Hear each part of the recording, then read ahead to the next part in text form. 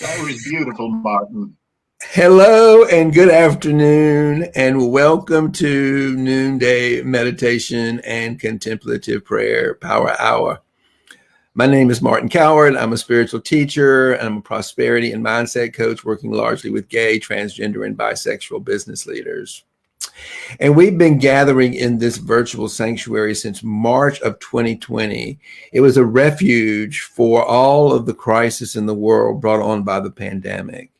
And I'm so grateful for this space because being here with you and being with others who were facing probably one of the most difficult, challenging, and painful years in the history of humankind, we could not do it alone. We needed the love and the care of each other.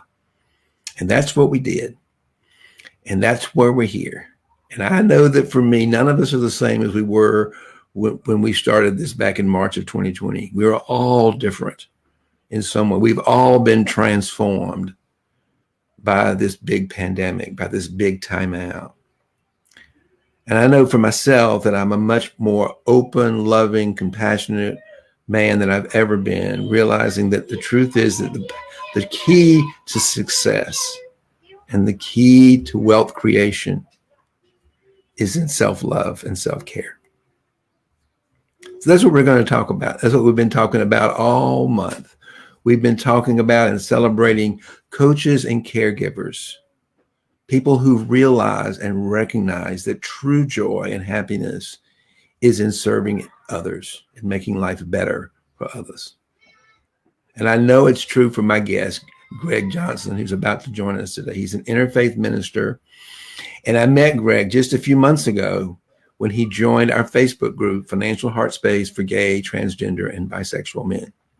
And he has been a wonderful contributor to our group, almost daily coming in with inspirational messages and talks that can inspire us into the value of caregiving for ourselves and for others. So I'm going to invite Greg now to one more thing before I invite him on is that if you're joining us today, my invitation to you is to please type into the chat and let us know you're here. Just say, hello, my name is this. Let me know you're here so that we can say hello to you. Also, we want to have as much open forum as possible. So if you have some questions or comments for us, we'd love to answer them for you. Also, I know for a fact that more people watch the replay than watch the live show. If you're one of those watching the replay, if you comment in the replay, I will come back and I'll bet you, if I know Greg, he will too. So you will not be left alone if you're not here today to be with us live at noon. We welcome your presence with us when it's good for you and you need this. So having said all that, now I'm going to introduce this wonderful, wonderful, caring and compassionate, loving man named Greg Johnson, and let him share his story of how he got where he is today and how he learned the value of caregiving. Greg, please tell us a little bit about your story and how you got here, and give us some important lessons we can learn today. Martin, first of all, thank you so much for inviting me, and thank you for our little backstage pre-prayer meditation. You have no idea how that blessed me and just absolutely set me off, because this is a new format for me, having a conversation with someone else. I'm constantly going, but it's with me. So it's quite wonderful to have that time just to get together. And I thank you for what you've been doing. I have been very blessed by many, many of your guests during particularly this past month, because it's been my privilege to serve as someone who has traveled the world now and hopefully will travel again. Going around the world saying the two words that family caregivers rarely, if ever, hear. And that's thank you. Thank you. You're the backbones of the healthcare systems of the world. But getting there was quite a journey. Now, I'm 75, so telling my life story, I want to do it quickly, but I want to go back to how did this all start? Because this has been an incredible year. A year in which last 16 months really, in which the world has become caregivers. all of us. It's something we don't plan on. It's something that we're always on call. That was the book of a very famous early pioneer in the world of caregiving here in America. Her title was Always on Call. It's the perfect title when we talk about caregivers, the often silent patients in the healthcare systems of the world. And it's extremely important that we honor and name it and know its many faces. I'll get to that. But I want to give you... Let's just take a second and say hello to Joshua Ellis. He's saying hello to you. Hello, Josh. God bless. Yes, he's a very dear and precious friend. Thank you, Josh, for being with us. Just want to recognize you, and thank you for being here with us today. And you have any other questions and comments, please put them in the chat, and I'll let you go back to your story. It was great, but we want to stop and thank our loyal fans, Also, Josh is someone I want you to meet, so we'll continue to be continued, as we say. Oh, great. I'd love that. I'd love to meet him. I was telling him a great deal about the work you're doing. He's also an interfaith minister and someone who has had an incredible background in the world of theater, but I won't go there for now. Okay. 75 years ago, I entered this world, and I'm going to be brief, but I want to tell you these pieces because they were the pieces that were later to be resolved. Because normally when I introduce myself in many settings, I say, hi, I'm Greg Johnson, and I'm a grateful recovering alcoholic.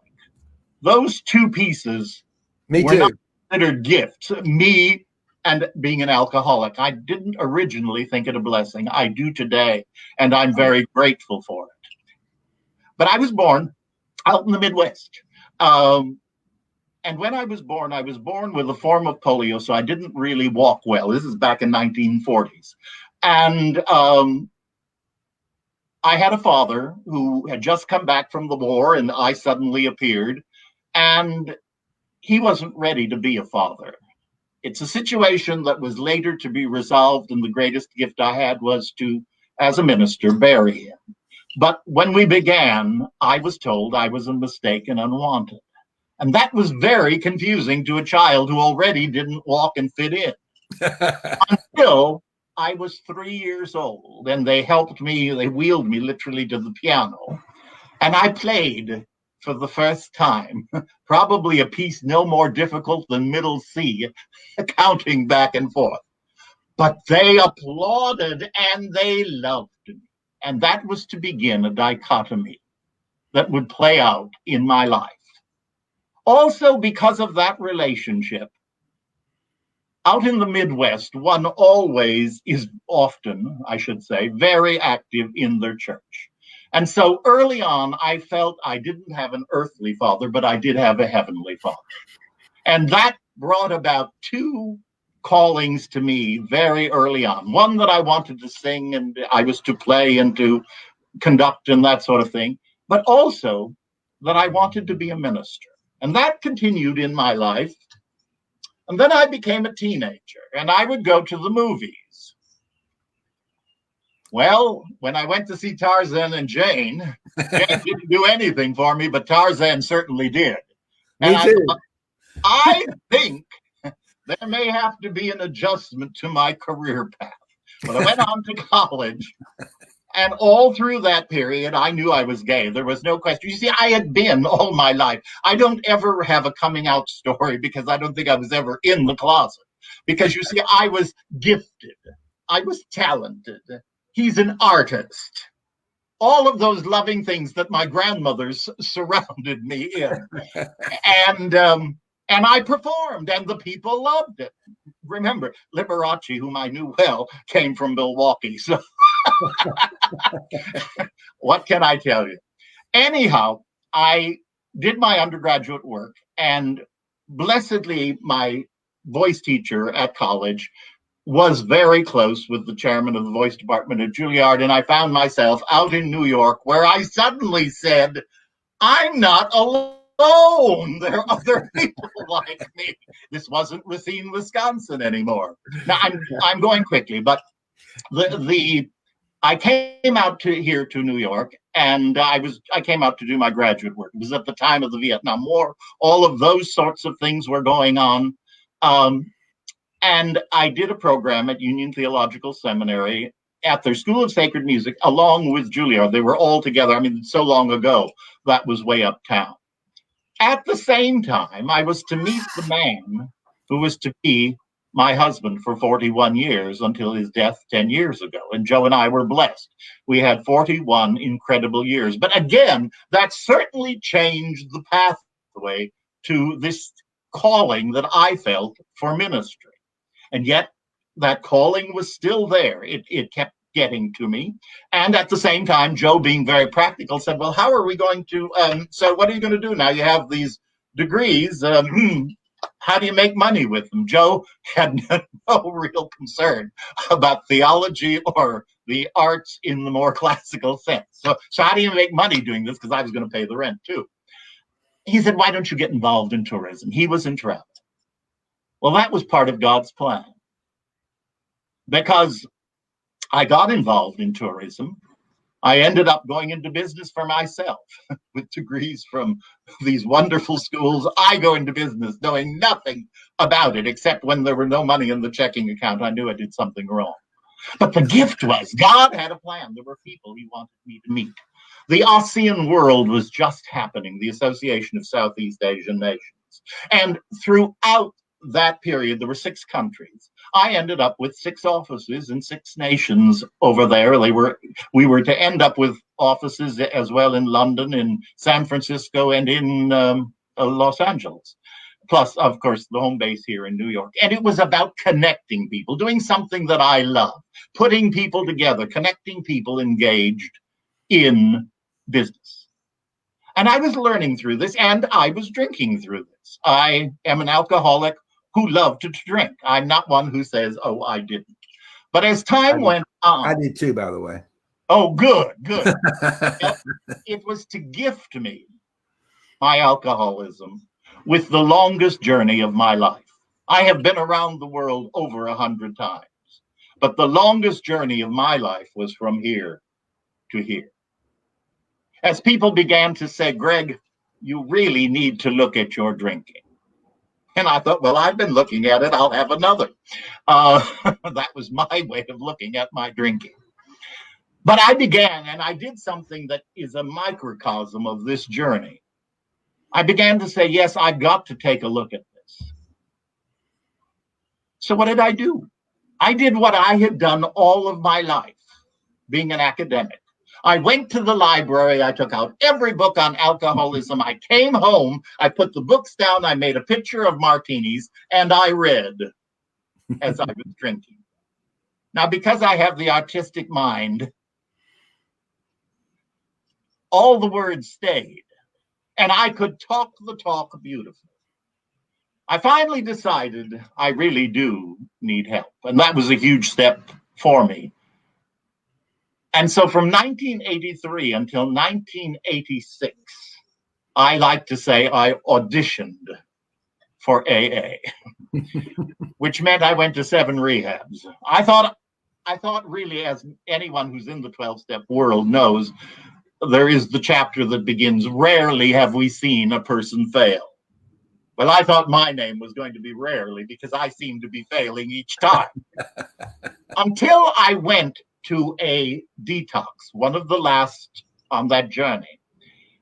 And a woman was there whom I assumed had had hundreds of years. She actually had about 9 months. And every year on my anniversary, I call her.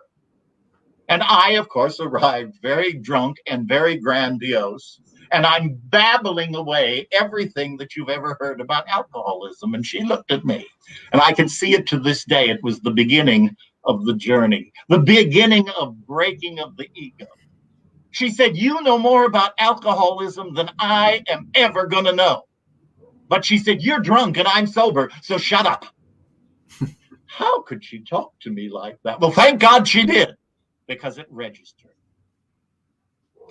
I had been going to meetings. I had been active in the program, for which I am endlessly grateful. And it is, for me, a very effective way. I was blessed to shut up take the cotton out of my ears, put it in my mouth, and I went to a rehab out in Pennsylvania. And this is where the first miracle of my life really, really happened. Because among the programs, I was given an incredible counselor. And she had been a musician. She was in recovery herself, but I just related to her enormously. And one morning they had a program on blame and gratitude. And as I'm sitting there, because we were trying to figure out what is it I haven't been doing. I had been going to meetings. I had a sponsor. God knows I knew the literature. But what wasn't I doing from here to here? So I'm listening to this program. And all of a sudden, that special moment of grace happened. Because there was a poem that they read. And I'm so old, I knew the person who wrote it and the person for whom it was written. And it's the lead to The Sound of Music. The poem was very simply, a bell is no bell till you ring it. A song is no song till you sing it. And love in your heart wasn't put there to stay, for love isn't love till you give it away. And I went running to her and I said, it's gratitude. It's gratitude. That's what I've been missing. And for 14 years, I was blessed with incredible recovery. During that time, I did more study. I still believed that there was a calling. And so I continued to take academic work. In the year 2000, Joe was at our home in Bali. By that time, we had a home in Bali. We had adopted a young man from Indonesia who was to be in our lives for 20 years, from his 20th birthday till his 40th, when he died, and in 2005. But this was 2000, and one night, right here, I'm in the scene where it happened, I went to bed, and I wakened with an enormous pain in my head. And it was the first of what were to be 2 big strokes and 2 little ones. And I ended up in the hospital, assuring Joe that I was going to be fine. And I came back home, and I had to get back in that bed. And I just couldn't do it. And there was an old friend in the house called vodka. And I picked up. Now, as I often say when I qualify, there is nothing worse than an old queen drunk and on a walker. You just see the picture. Well, blessedly, I knew I had a disease that was physical, emotional, and spiritual, and I needed help in all 3 areas. And I was blessed to go to a rehab out on Long Island. And I went there 2 times before I was able to return to a life of sobriety. And this was not quick. But one of the gifts out there was a psychiatrist whom I loved. There was a doctor who was unbelievable. But the greatest was the spiritual director, the Rev. He himself, in recovery, someone who had traveled the same path of the world that I had, who had had trouble with ordination. Our lives he was a gift of God. But he also knew that as a musician, I had studied with some of the most noted teachers out at the Chicago Conservatory years ago. Practicing was something I did well. And God gave him the grace to say to me on that second trip, Greg, go get some rest tonight. Tomorrow we have a service to do. In my grandiosity, I said, no. I don't want anybody to know that I do this sort of thing. And he said, Greg, I didn't ask you. And I went the next morning to his office, hands me a piece of music. He said, do you know this song? I said, no. Plays the little tape recorder. Well, by the 10th time, now on my grandiosity and ego, edging God out, my ego was stepping right to the front. And I said, I have sung things that are harder. He said, good, then you'll do it tonight. And I did it. But you see, I'd been practicing it. That's what he knew. And he thought, if I can't get him back onto the track, maybe if he just sings it to himself, he'll get it. Well, I didn't get it that day. I left the rehab and I'm walking up with my canes. I was still in my Queen Mother period, the two of them, walking up Madison Avenue. And I stopped one day and I burst into tears. Because the song he had me sing was this: change my heart, O God, make me ever true. Change my heart, O God, make me more like you. You are the potter, I am the clay. Mold me and make me. This is what I pray. Change my heart, O God. And he did. And I have been sober ever since. And during that period, I did become ordained through some incredible circumstances. I also was given the gift of the real ministry that God had for me. And it came through the wonderful healthcare company here in New York, EmblemHealth. At that time, it was HIP.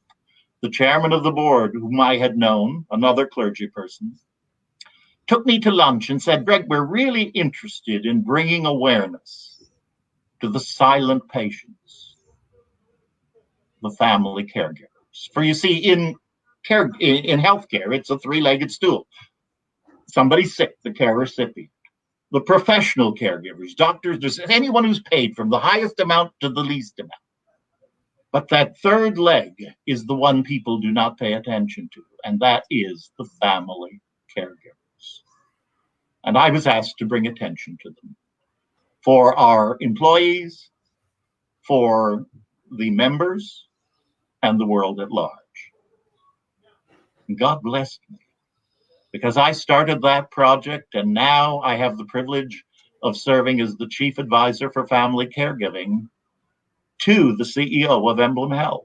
And we continue to do programs. And as Greg Johnson Partnerships International, which is my corporate entity, I have been privileged to return to every one of those countries in Asia where I had offices, now to talk with the ruling families about family caregiving.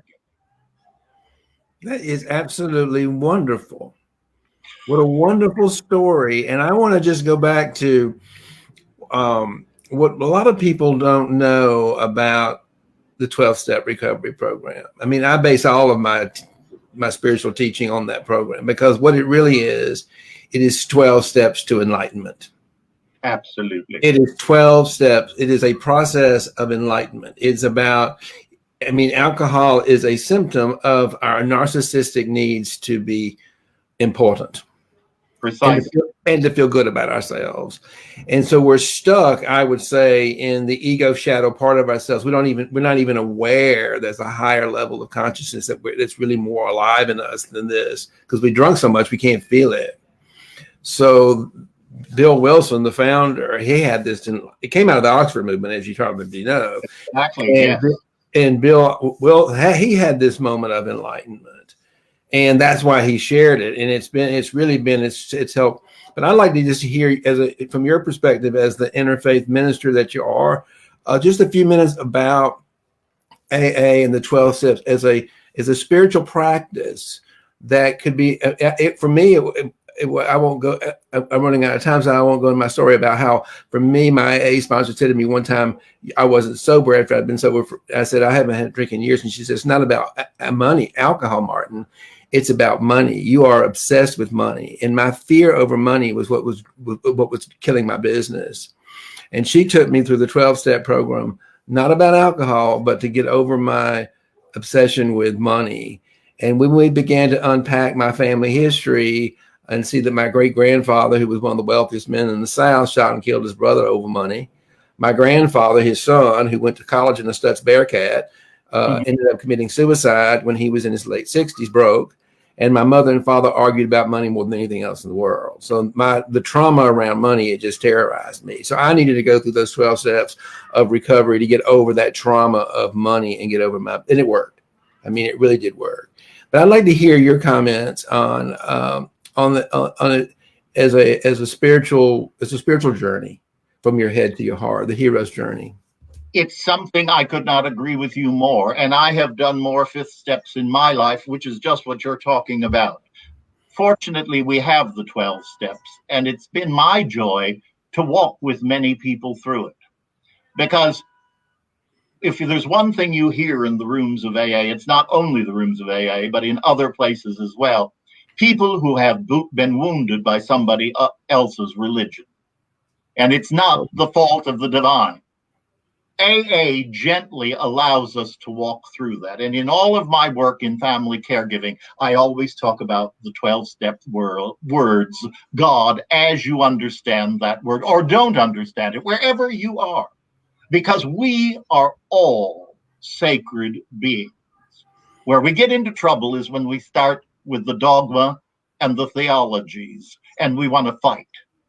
In fact, that is why I love family caregiving, because I have started groups in many parts of the world. Interfaith, I'm not just talking about ecumenism of Christian groups together, but interfaith, where if I had brought them together and suggested we were talking anything about faith or theology, they would have all been fighting within 10 minutes. I invited them together to share their stories of caring and loving for people. And when they began to share that base of love, because that's what unites every faith tradition, the higher love, and we're busy down here at the lower self. AA gives us words. I always love the 12 steps when we say it in its shortest form. I can't, he can, let him. That's step 1, 2, and 3. Then we get into the cleaning of the house, the inventories. And that's where we can look at all of the other things, because I have used fourth steps again, fourth and fifth steps, inventories on everything in my life, on retirement, on career paths, on money, on sex, you name it. The tools are there. Yeah, I love what Louise has to say about that. She's famous for saying, "You can't clean out your closet until you find the dirt." There you go. That's right, and you can't move on, and you don't have to be stuck in it. And all of these are pieces of the caregiving journey. Yes, they're very, very much about the caregiving journey. Because how do we work as caregivers? We are caregivers, first of all, not cure givers. There's a big difference. Mm-hmm. We're there to accept just the way it is. And we can't help anybody until we love them just the way they are. Nobody could help me until they loved me just the way I was. And until we love ourselves just the way we are. And I personally, as are many, we don't even have a clue as to what loving ourselves is about. Yeah. Until we've experienced that unconditional love. Exactly. And that has been the great gift. It is the message of each theology. It is golden rule living, and that is the essence of family caregiving. Absolutely. It is the primary message. In my wisdom teacher is Jesus. Yep. And his only commandment is to love your God with all your heart and love your neighbor as yourself. And that is exactly what we're talking about here, isn't it? Exactly. And I always like to remind people, and I'm going to say this because Jesus is my wisdom teacher as well. And how important was caregiving? So important that from the cross, he said, "Mother, behold your son.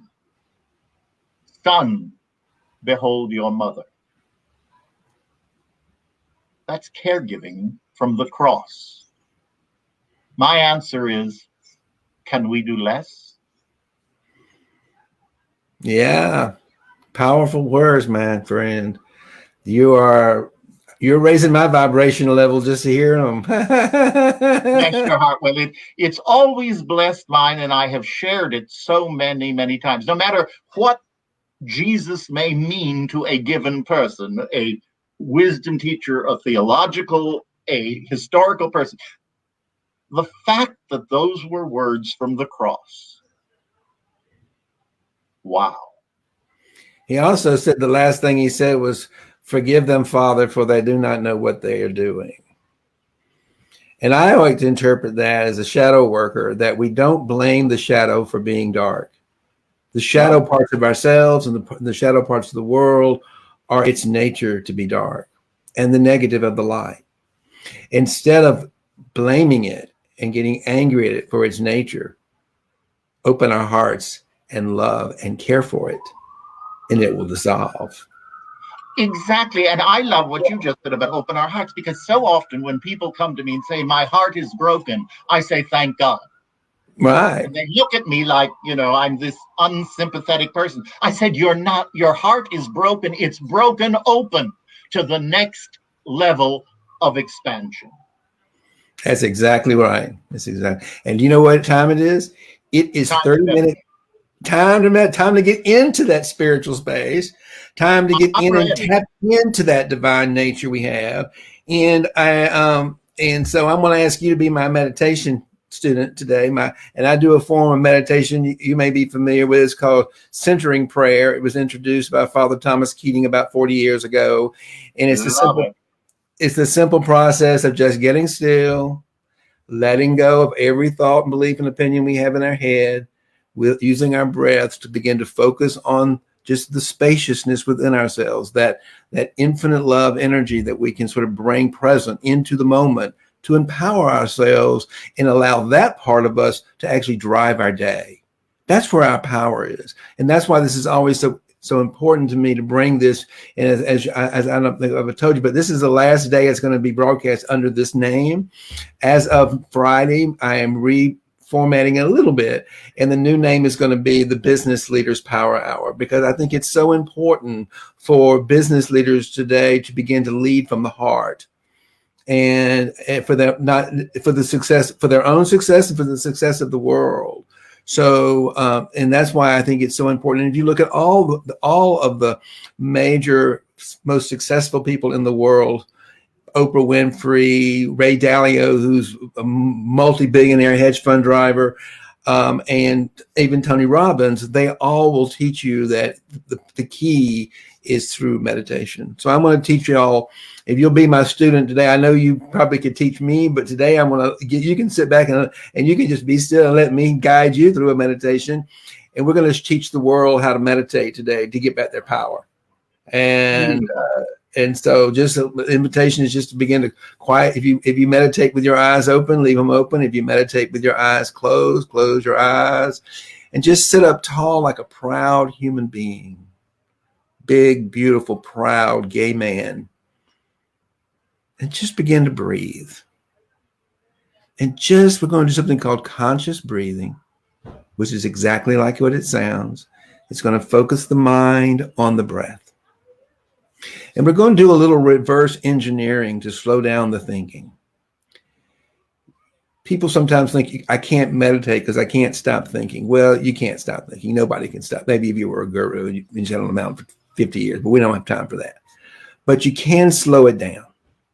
You can slow down and create some space between the thoughts. So you can create new thoughts and new ideas.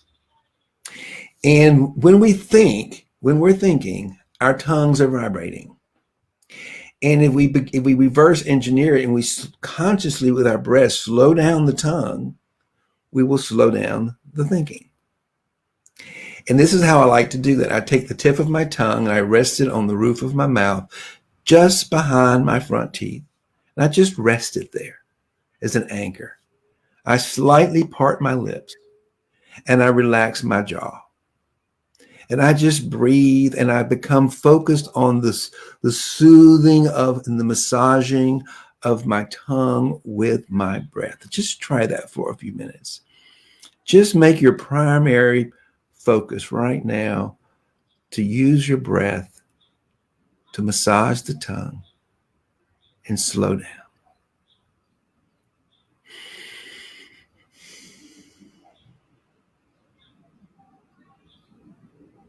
Just notice how we use our bellies, the muscles in our bellies to pull the breath in. We don't even think about it. But use your belly muscles to pull the breath in your mouth, through your nostrils. across the tongue and just relax it.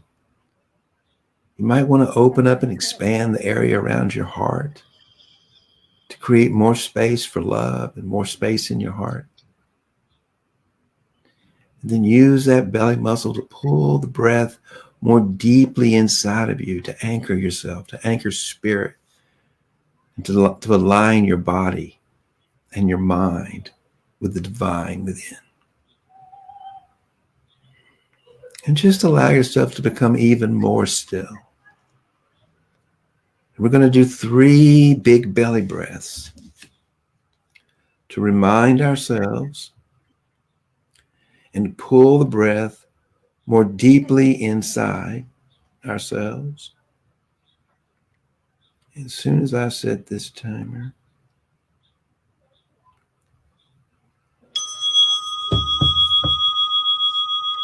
we're going to hear that bell as an invitation to follow that vibration, to feel that vibration more deeply inside.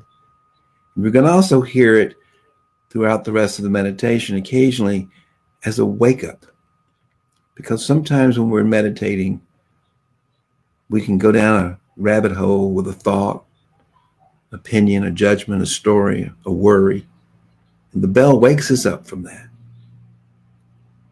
So we're going to do a series of 3 belly breaths to create a little bit more space and just to let go of any remaining thoughts and opinions we might be carrying right now. So with your belly muscle, I want to invite you to take your belly muscle and pull the breath in through the mouth and the nose, across the tongue, open the heart, and pull that breath deep into your belly and create some space, and just hold it for a second until it's a little uncomfortable. You ready? Let's go. Breathe it in.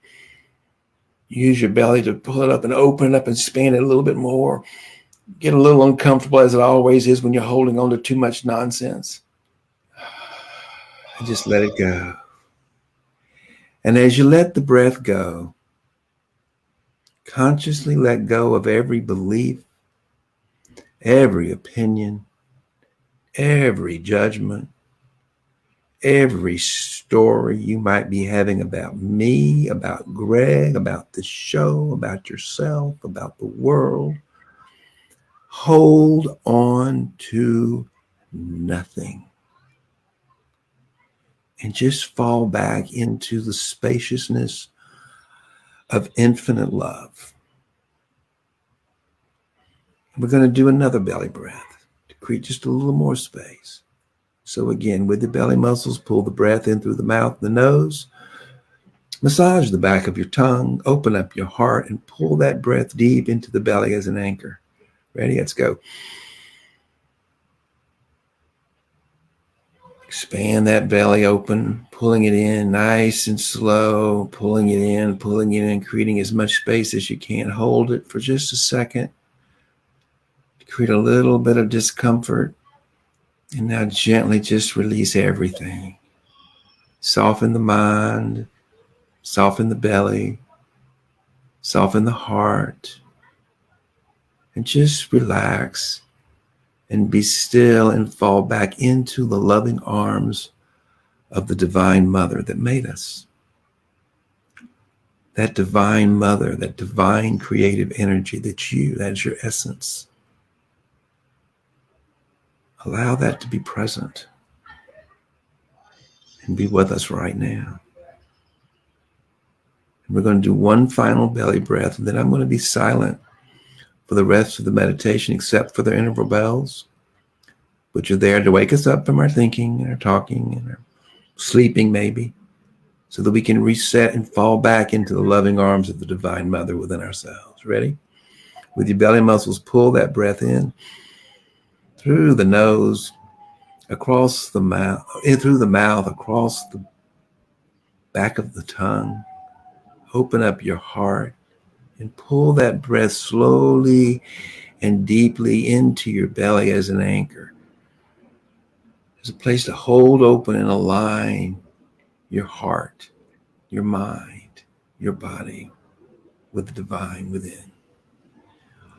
Hold it, and now just gently let it go. and feel the joy and the release of holding on to nothing. No thoughts, no beliefs, no opinions. Just being still and knowing that I am the divine and I am here and I love you.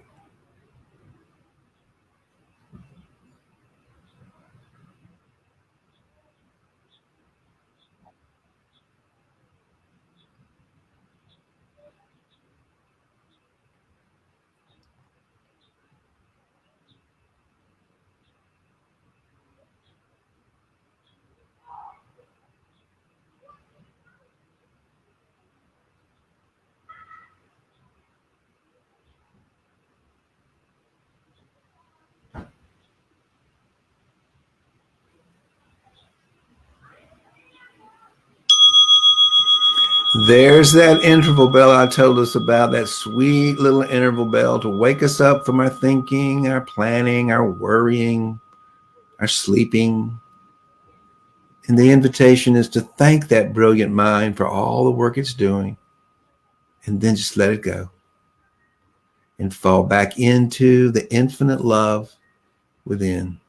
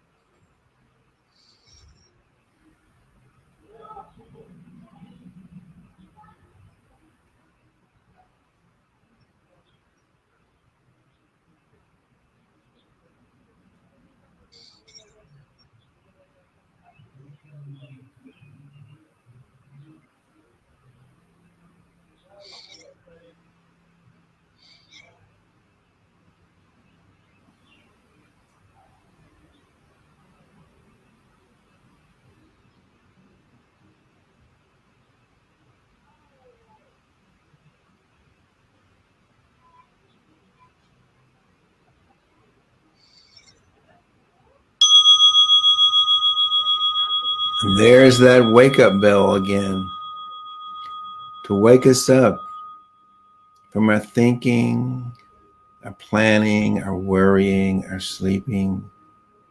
And again, the invitation is to just open your hearts with gratitude at that brilliant brain of yours for doing all that work, and invite it to just let it go. Just let it go and fall back into the divine loving arms of your divine nature.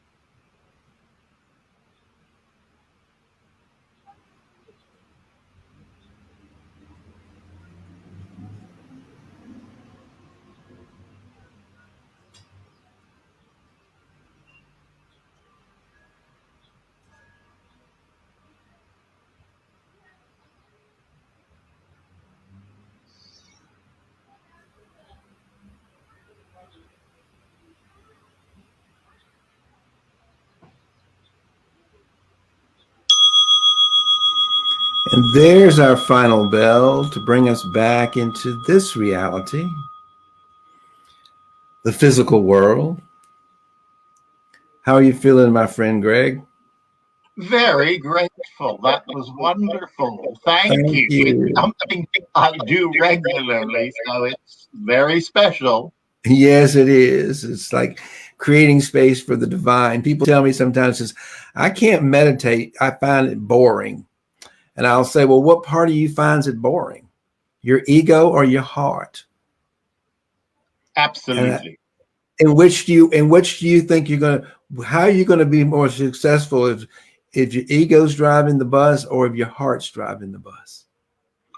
So if you want to let go of that, if you want to let go of your ego and you want to really create some success in your life and really make a difference in this world, I suggest you tell the ego to sort of shut up for a little bit and get used to being bored.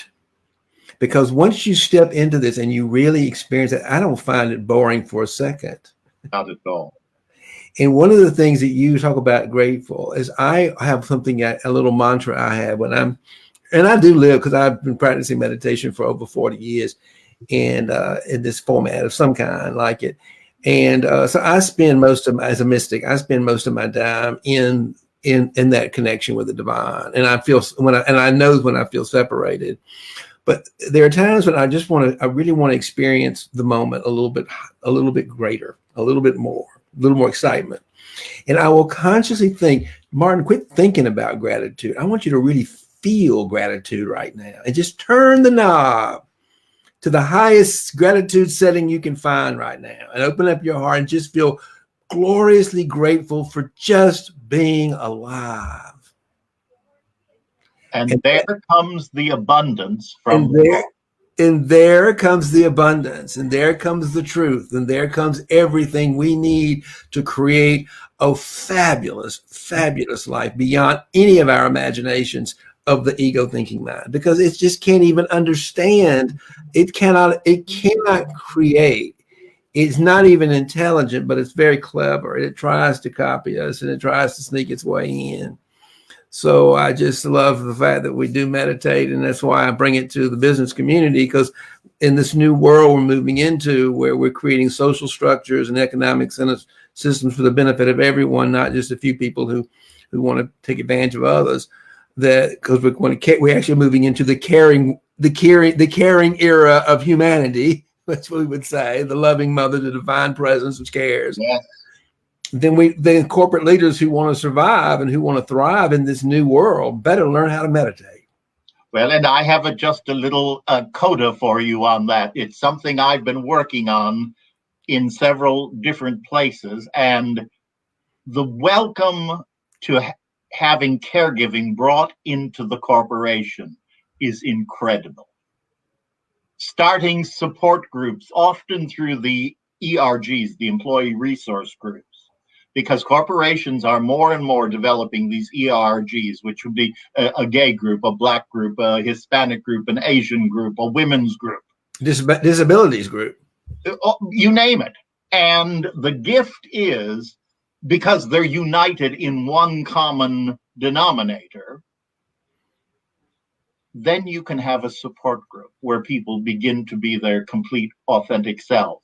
And meditation is, of course, one of the key pieces that I use all the time when I'm dealing with the support groups, because it gives people just a chance to those beautiful words, be still.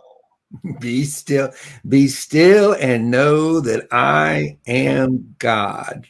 And not me, Martin Coward. It ain't I. And I'll often, my spiritual teacher taught me a mantra. She says, it's I am, not me.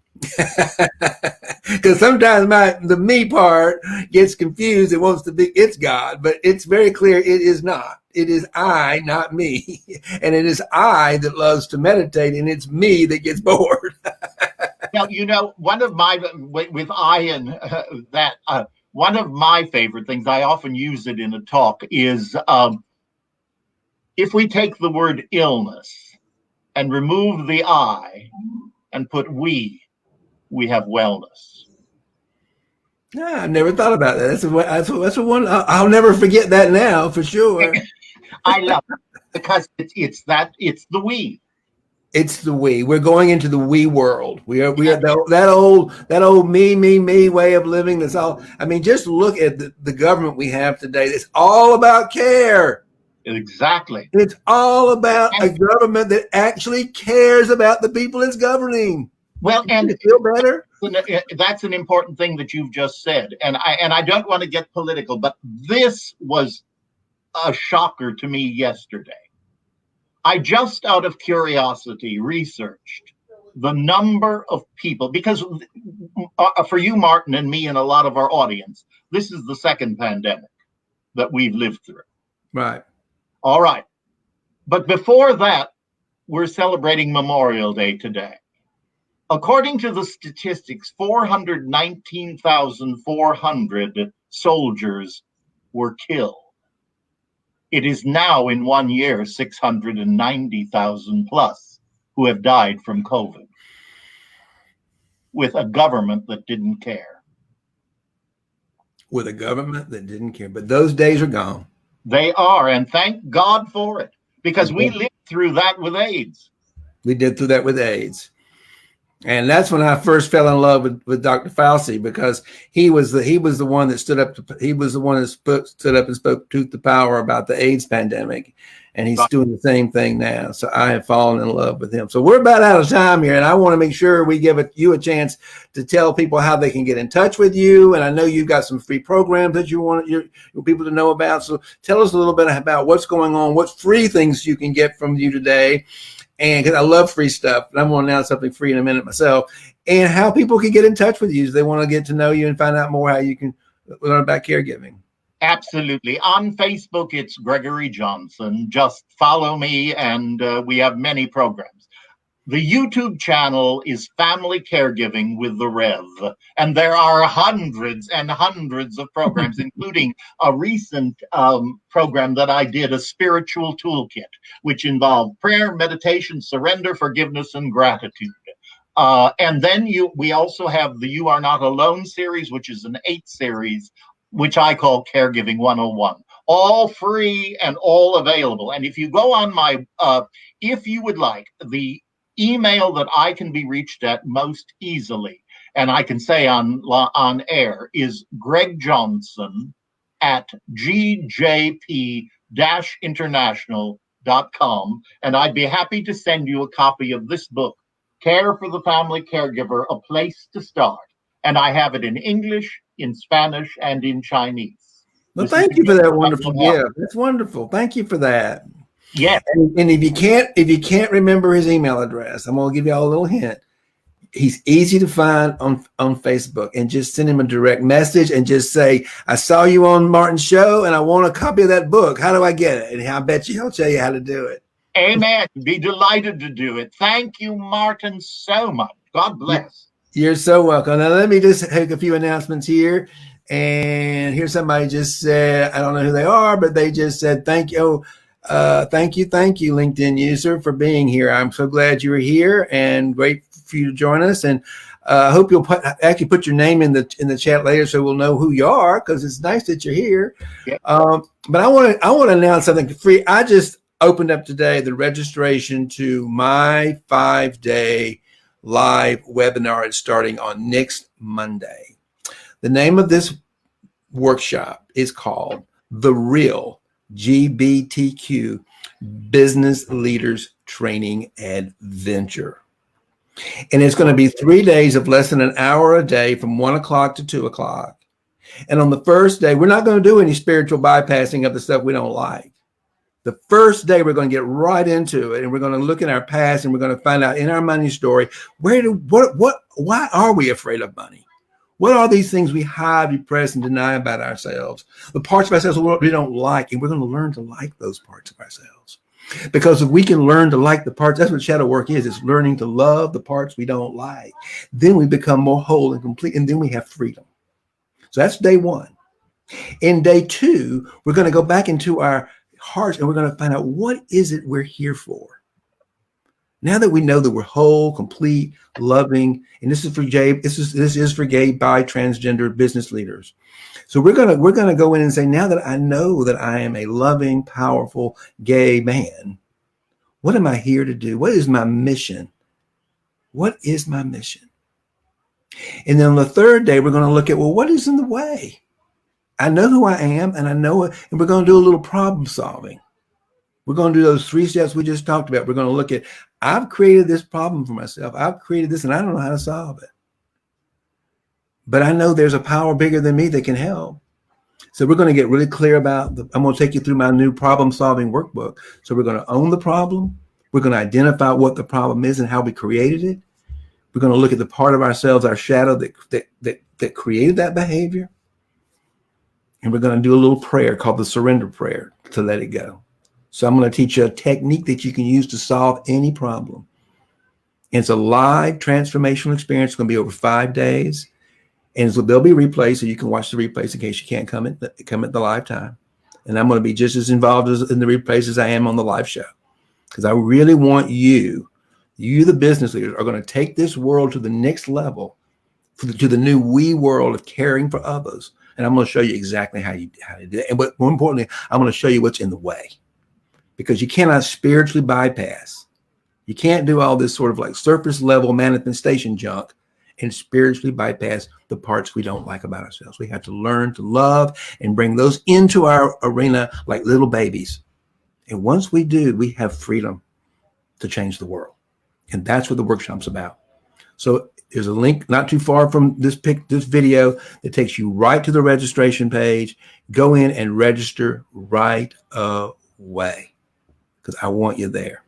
And if you're not gay, bi, or transgender, I have another Facebook group for everybody. It's called the Financial Mystic Sanctuary. And I do workshops and I do things in there all the time. But the reason why I do work largely with the gay community is because we have our own wounds. We have our own wounds of unworthiness that comes from being from our gay sexual orientation. And we have to have a safe place to work on those specific wounds. And that's why I do that. It's not to discriminate. It's to take care of my tribe who need love and care. Okay? So I hope to see you on the inside of that. I'd love to see you there. Register right away. And thank you so much, Greg, for joining us. And thank you, audience, for stepping in today. And may love and prosperity prevail across the world. Thank you.